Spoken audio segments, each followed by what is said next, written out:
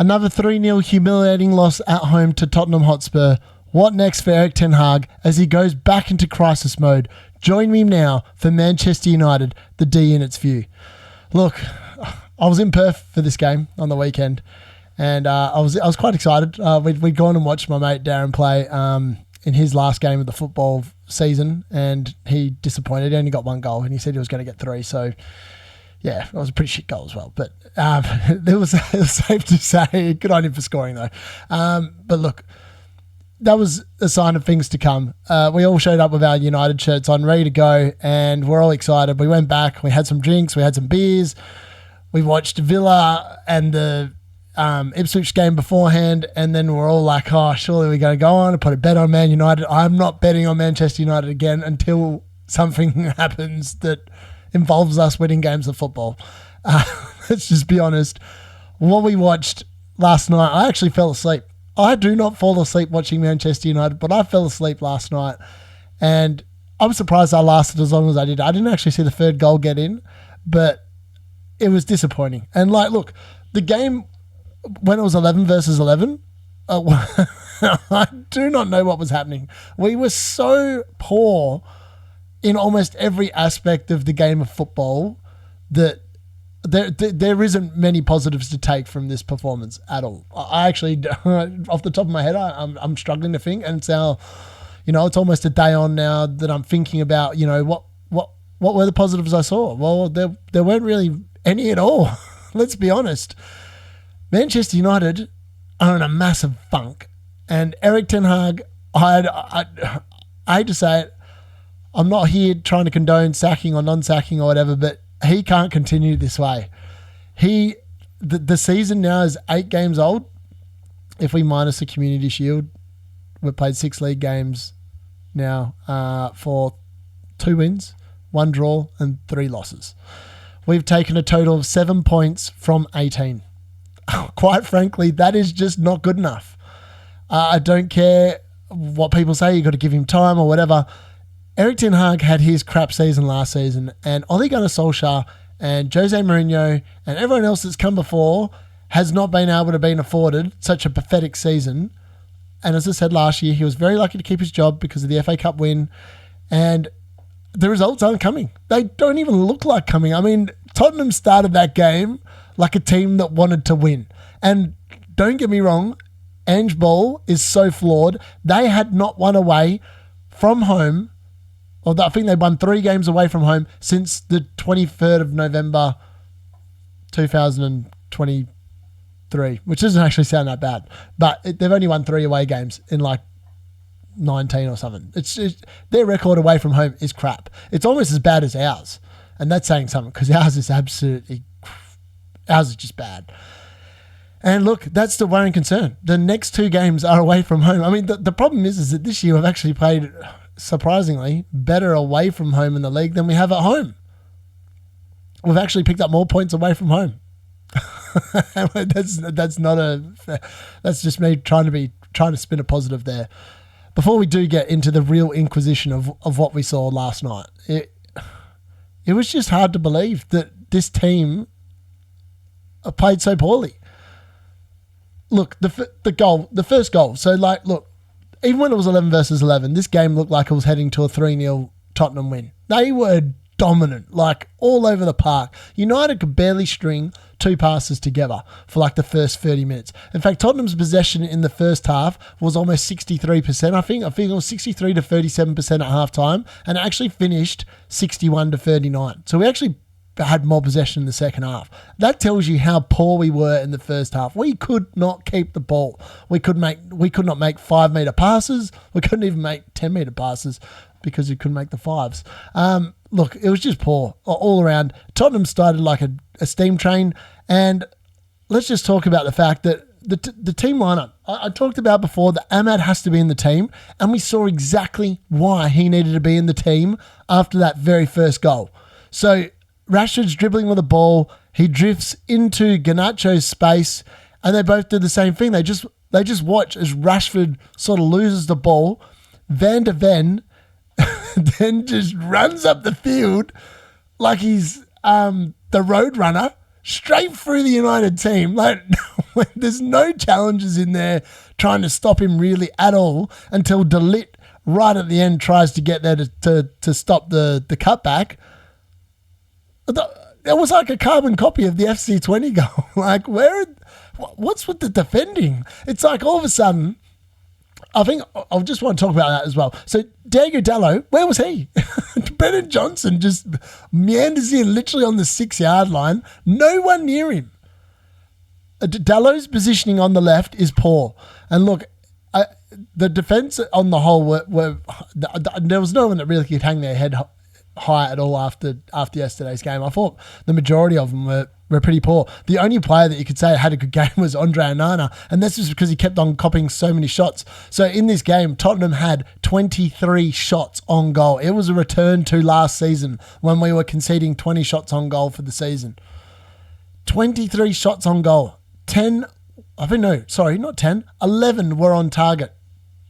3 went in. Andre Onana made 8 saves. I mean, that could have been anything. It could have been a 5-0 thumping.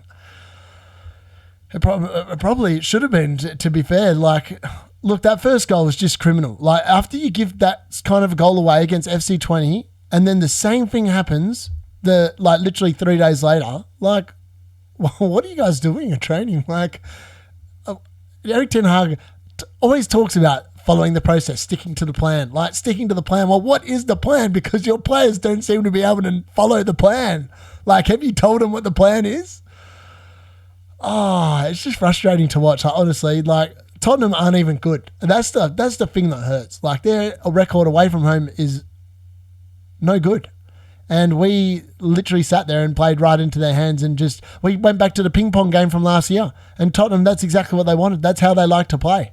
They're happy for you to attack, but they're going to carve us up. And they're a lot more clinical than the last 2 teams have played, a lot more clinical than Palace were, and a lot more clinical than FC20 were. And I tell you, I did say in those games that they probably could have been losses with the wastefulness that we were showing. A more clinical team would punish us.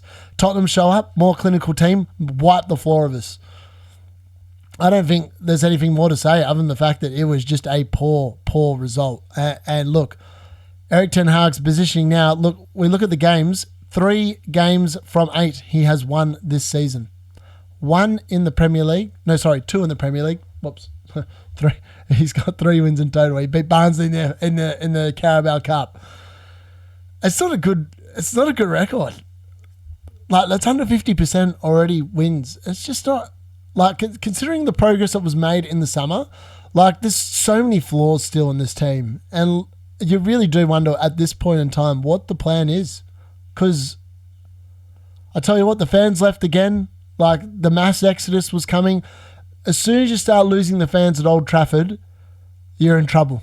You are in serious trouble. If the fans are leaving, it's not good. There was a scattering of boos at the end of the game, but like, the more telling thing is when your fans are actively leaving the stadium in their droves before the final whistle. And look, the Tottenham fans are loving it. Like, they've had 3 wins away from home and they looked everything like a top 4 team, which they aren't. Let's be honest. They are definitely not a top 4 team, but they definitely look more likely to be in it than we definitely are this season. And the fact that their fans are singing, "You're getting sacked in the morning," says it all, really. That's the level of performance that we saw last night. So look, where do we go from here? I don't know, but we really do have to have an inquisition now as to what is going on. So look, last season the tactics were Casemiro is going to do this massive amount of work in midfield and hope for the best, and that if you can't do it, then the system's stuffed. And well, it didn't work. We lost so many games last season. Well, it looks like this is the first game where we've seen it. It looks like they're playing the same system as last season. That's what it looked like against Tottenham. And Ugarte's just taken his role. And he is not good enough if that is the system they're going to play to cover all that ground. I don't actually know who Ten Hag thinks would be capable of playing that role in his team and making it work. Because there's so many gaps everywhere you look. It's just mind-boggling. Like, you got to be pragmatic. I said this before. You have to be pragmatic. It is a results-based business, and if you're not getting results, you have to start delivering football that is going to get you results.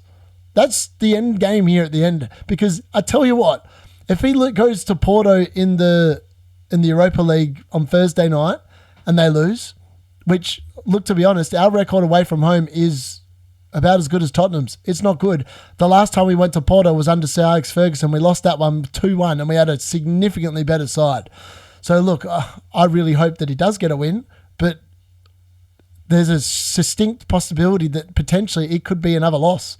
And then he goes to Villa on the back of 2 disappointing draws, 2 disappointing losses, and then that Villa game before the international break, I tell you what, if he lost that and it was 3 losses in a week, the pressure would be right on, like the Ineos bosses to make a decision, I think.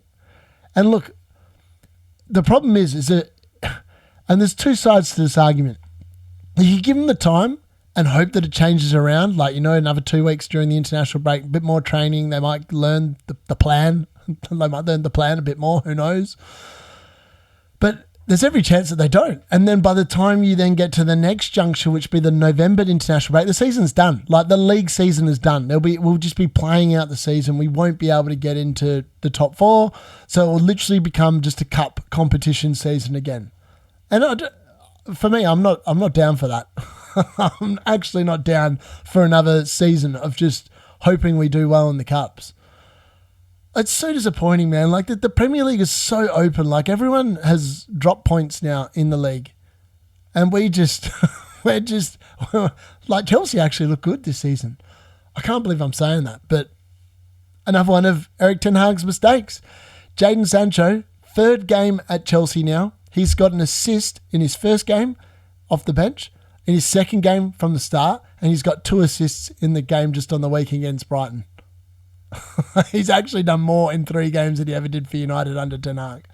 It's just another one of them things where you're like going, is it actually the manager that is the problem here? Or is it the players? Like, people say, we've sacked the managers all the time, but like at the point in time, we've changed a lot of players. Ten Hag has signed a lot of players. And now it is starting to look like maybe it's just his tactics. Ten Hag reckons it's not his tactics. But I'm telling you, mate, I reckon that you just need to shut up shop. You need to adjust the way you're playing, make the team harder to break down. The fact that Tottenham had 23 shots, and like, you think that you'd sit behind in the second half. Like, we'll talk about the subs that were made and the calamity that they were as well. But you just want to shut up shop. You don't want to concede another goal. And like, we conceded in the first 3 minutes of both halves. Like, again, the game awareness in this team under Ten Hag is non-existent. Just doing daft things at daft times during the games. It's just unforgivable. Like, some of this stuff is like things you would expect to see in like an under 6s game rather than for the first team for Manchester United. That's the disappointing thing. And yeah, look, I don't actually know where we go from here at all. So look, I just want to touch on something really briefly before we do break down the player selection and who started this game and all the rest. Well done to the Manchester United women. They won 1-0 away from home against Everton. A Grace Clinton goal and a clean sheet, picked up their second lot of 3 points for the season. They've now actually almost got as many points in the league as the men's team after just 2 games. And we played 6. So maybe the men need to probably start paying attention, or maybe Ten Hag needs to go and have a chat with Mark Skinner and be like, mate, what are you doing that I'm not? I don't know. That's a bit harsh maybe. I'm not sure. But look, at the end of the day, it's becoming a bit stupid really what is going on with this team. So look, I don't know what else to say other than the fact that, quite frankly, it's just not good enough. So we are waiting on a couple of injury updates. So Kobbie Mainoo went off injured in the first half, and this leads me to the first change. So I believe that what happened when Bruno Fernandes got sent off, and let's talk about that now. Like, Bruno has had a shocking start to the season. I can't remember him playing this many games of football in a row so poorly. And again, he was pretty anonymous. That, in fact, I'll admit, he was unfortunate to get sent off. I thought that was an extremely harsh red card. I'm unsure why VAR exists, because it was he clearly slipped and he wasn't trying to like hurt the player. There was no malice in the challenge, and like it's just sort of flung up because he has slipped in the turf and it's called Madison High. and the refs immediately just sent him off. Like, that's where you think that VAR would be going, maybe you need to have a look at that. It's probably more yellow. I don't know. I referee games of football as well, and I just don't think that's a red card. I would never send anyone off for that. I would definitely give it a yellow. I definitely believe it was a yellow, but he didn't even catch him with his studs. It was like the back of his heel, like the back of his shoe that caught Maddison. And it wasn't above the knee. I just think it was, I don't know, it was harsh. But look, it sums up Bruno's campaign to date. It's been shit. Let's be honest. And the red card might actually do him good. He's going to obviously play against Porto, but then he's going to have 3 games out where hopefully he can just get a bit of rest in. So he'll miss the Villa game, and then he'll miss the fixtures after the international break. And look, United's run of fixtures does change after the Villa game, after the next international break. But like, I just think that you can't go in with another loss, like another 2 losses. I think that would almost be the end of Ten Hag. That would be my guess. Yeah, I don't know. I really don't know. Yeah, is the honest answer. So look, what was there to be said? So Erik Ten Hag gave his assessment. He felt that Bruno Fernandes should have been sent off, and he was upset about the fact that, he was. And he reckons that, he then talked about how he had chances when it was only 1-0. But like, look, honestly, the players shooting, again, Joshua Zirkzee, bless him, he does so many things right, but my God, he can't shoot. He actually can't shoot. He is not a clinical player at all. I don't know how you coach that, because he's 23 years old, but it's obvious that he is just not clinical. And, I might be quick to jump to an assessment of that after just only 6 games. And again, Alejandro Garnacho hit the post as well. Like, just non-clinical stuff. Like, if you're going to win games of football, I talked about you need to be more clinical, and it's just not good enough. Yeah, look, he was disappointed about the opening goal. And, when this was really funny, actually. I think it was in the last little bit of the thing where he was like going, yeah, he mentioned his favourite sayings again. We've got to stick together as a team, and we've got to stick to the plan. How many times does he say that in his press conferences? Is mind-boggling in itself. Look, the funny thing is that Bruno obviously got sent off, and then they were going to make a change. So Mason Mount, I assume, was going to come on for Joshua Zirkzee. I assume that was the sub that was originally going to be made, because at halftime, Casemiro came on for Joshua Zirkzee.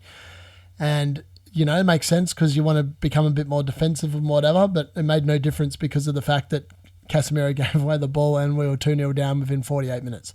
And the game was effectively over. And then by then, we're all sitting there on the couch just demoralised going, oh, can this be over already? Like, we were literally sitting there like this, just waiting for the game to be over, because that's how depressing it all was. Look, but in the first half, I actually think that Kobbie Mainoo goes off, and then they end up subbing Mason Mount on for Kobbie Mainoo. And then I was like, that makes absolutely no sense, that sub, at all. Like, it actually opens the team up more. And then they obviously bring on Casemiro in the second half for Zirkzee, and then all of a sudden it didn't really look like we've got it. Like, the structure was just poor in general. And then Mason Mount got injured with his head later on, had to go down the tunnel. He had blood coming out, so that was no good. And then obviously Ahmad came on for him. Look, I just want to talk about Ahmad. I don't understand why people are saying, Rashford and Garnacho both have to be in the team. I don't think they do. I think they are 2 very similar players. The only way both of them should be in the team is if Rashford's at centre forward and Garnacho's on the left. Otherwise, it's one of the 2, and they're on the left. Ahmad has to be on the right. That guy, it just offers so much more. The balance is so much better, and he actually knows how to tackle and put a shift in. And that's definitely what's lacking at the moment. Look, Bruno Fernandes actually came out after the game as well and talked about, how he was disappointed and he was sorry, and that, he felt like he let his teammates down because obviously, he gets sent off, and that's all very natural, all those kind of things coming out and saying that. I felt sorry for him, man. Like, he's looked like, Bruno literally looks like he's trying at the moment, trying really hard, and it's just not happening for him. He just looks, I don't know, it could be time. This 3 games without him will be really interesting to see how the team goes without him on the field. And look, people like all the United fans have been discussing, it's time for him to go. Maybe he's turning 30. His legs might be about to go. And obviously we've just given him the new contract, which is never ideal either, because then, what incentive have you got to play? Like we saw that Rashford when his new contract last season. Lots of concerns there, and maybe the best thing that can happen is that he isn't in the team. But like, then who's the captain? Like people have been talking about, I actually don't know who the captain is. I think Licher wore the armband after halftime, and he seems like the most logical choice just because of the fact that he definitely puts a shift in. He doesn't look like he's skirking away or like phoning performances in. But look, I think we saw also in this game the shortcomings of Ugarte. Again, like I did say I was surprised. I actually was surprised when Eriksen was on the bench and Ugarte was starting this game because I felt like Eriksen's ability to keep the ball might have been more valuable. It was like almost Ten Hag was punishing him for his mistake on Wednesday night against FC20. I don't know if he was, but you could see the shortcomings of Ugarte in this game. Like his passing range isn't the best. He's very good hurrier, very good tackler, very good pressurer, but his passing and making things happen from play wasn't really there. And when like that's not happening, then there's more pressure on Manu to like do stuff. And when Bruno just hasn't been at the races all season, it makes for a very, very disjointed side.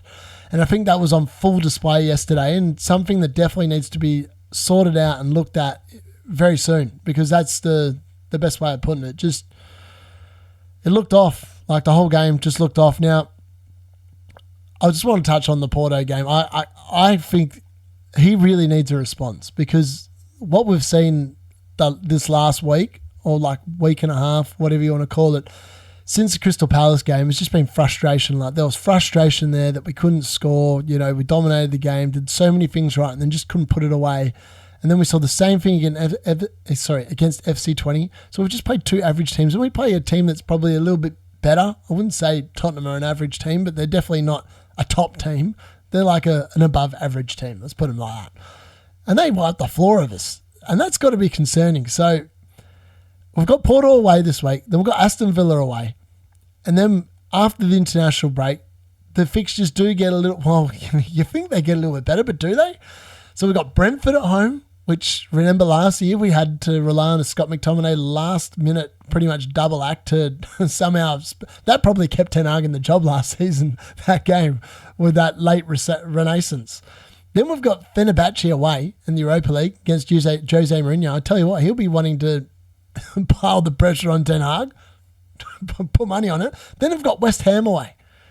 And we did travel well there last year. We didn't play well there at all. Jared Bowen, I think, did us in, and we lost that game 1 or 2-0 from memory. And then we've got Leicester City at home in the Carabao Cup. So, look, there's no easy fixtures with the way we're playing at the moment. So, I don't know. It's going to be a real interesting watch the next 6 days. Whether Ten Hag can get the wins that he desperately needs to turn this around. But, like, it's almost to the point now where, and let me know in the comments, please, what your thoughts are. Like, how much longer does he get given before it's time to go? Because the more I think about it, and the more I see like the way we play against like these bigger teams, the more I'm concerned that he's just got no idea like about how to actually play against these teams. I know he got it right against City last season, but you've got to, in the FA Cup, what that is, but you've got to ask yourself, how much was that him? And how much was the players like going, hey, I actually just want to win something, and we've got a chance to win something? Because that's a big factor. Like a one-off game is big. If there's a chance of winning something at the end of that one game, you play differently. I know this for a fact because that's what I'm like. If I get to a like normal league game and I'm like, some days you wake up and you can't really be asked. You've had a big night the night before, whatever, and you just roll up and you're like going, see how it goes today, but I'm not going to try overly hard to do anything. But I tell you what, if there's someone to win at the end of that game, I tell you what, I'll be putting in a 10 out of 10 performance. I don't know. The level of desire there from this United team just seems to be lacking, significantly lacking, and it's just not good. It's just not good at all. So look, I just want to read out some of the stats briefly before I close on this performance, and just let me know what you guys think of the stats as well, because they tell one part of the story, and then they don't tell some things as well. So like most of United shots were obviously in the first half. So we actually had 11 shots. 2 of them were on target. Tottenham, I did them a disservice. They actually had 24 shots. They must have had one really late because I did check this when I was half asleep. And they had 10 on target. So I was wrong there. I thought they had 11, but they had 10. The overall possession, as I said, they had 63% in the first half, Tottenham, but they only finished with 60.8. So United actually had more of the ball in the second half, and we finished with 39.2, which at home against Tottenham, there was no control. Ten Hag always talks about and preaches this control in games. There was none. No control in yesterday's game at all. The tackles yesterday, this tells you how much we were running around after Spurs. So Spurs only made 7 tackles. We made 27. The corners were 5. We actually had more corners than Tottenham. We had more offsides as usual. And we were so indisciplined yesterday. So we conceded 16 fouls. We gave away 5 yellow cards and obviously Bruno Fernandes with that straight red. Like the defending across the board yesterday was poor. Like players were too late to the balls. I actually thought it was Mazraoui's worst game that I've seen for United as well. He just looked slow yesterday. I don't know if like he was playing too many games of football in a short space of time, but he looked slow. Dallo again at left back just looks like he doesn't want to play there. He looks like he just wants to be on the right. I don't know what can be done there. Again, Luke Shaw, who knows when he's going to be back, but like that's a running joke now because he's been out for United since February and we're now, in fact, we're in the last day of September. So February to October, that's a pretty good time to not have a player available. And look, I don't want... the worst thing about this start to the season, and this is what I'll finish on, is the fact that we've pretty much had a full squad. We've had a full squad of players. Bar Lenioro, Luke Shaw, Tyrell Malacia, and Victor Lindelof. I don't even know if you'd count him as a player being absent. But those 4 players haven't been available. Everybody else has been available. Like, we've had the odd nickel and injury, or whatever you want to call it, nick and injury. So, like, Mason Mount's had a few niggles and stuff like that. And obviously, Mainu went off on the weekend. But, like, the majority of them have all been fit. And the performances are, let's be honest, we've seen signs that they could have been better. But they have been, the results have been on par with last season's league results. Let's be honest. I could look it up now, but I don't really want to waste your time. But I will find this out for the weekend when we play Villa and I review the game against Porto. But I'm pretty confident we actually have more points at the start at this time last season than we do now. I'm pretty confident. I mean, I could be wrong, but I feel like I'm right. Actually, I can. I'm going to have a very quick look now. So let's have a quick gander here. I'm going to just pull them up. So 23. So I want to go back to 23. Load more. Yep. Sorry, I'm just going to bear with us 1 second. We're going back to last season. So last season we started with a 1-0 win against Wolves, a 2-0 loss against Spurs. That was in the league. We beat Forest 3-2. So that was 2 wins after 3. Then we lost to Arsenal. And then we lost to Brighton. And then we won against Burnley. So we actually had 3 wins from the first 6 last year and 3 losses. So 3 losses. So we actually had 2 more points at this stage last season. So I was right. We actually started the season better last year, even though we lost 3 times, which we've already done this year anyway. So there you go. Except last year we weren't drawing. We were either winning or losing. So look, let me know what you think. And if you haven't already, like the video. And if this is the first time you're watching, make sure you subscribe as well. And if you're listening on audio, please give us a follow and a rating. That'd be fantastic. And leave me a comment as well. Just let me know your thoughts. I don't know if you're as aspirated as I am, but I'm sick of watching us play crap to teams that I wouldn't even consider to be good teams. I don't know how much longer it can go on, but I just hope for better days. That's the best way to describe it. That is the joys of being a United fan at the moment. You are just hoping for better days and days where I can cover a good result. And like the Barnsley game where I was loving it. And now I'm back 3 games later and it's almost doom and gloom for Ten Hag yet again because the results just aren't there. All right, join me for after the Porto game on Thursday night. I'll see you all then. Until then, have a good week. And hopefully, if you're a United fan, and you must be if you're listening to this, hopefully your day's going a bit better now. Thanks for joining me. D-Unit out.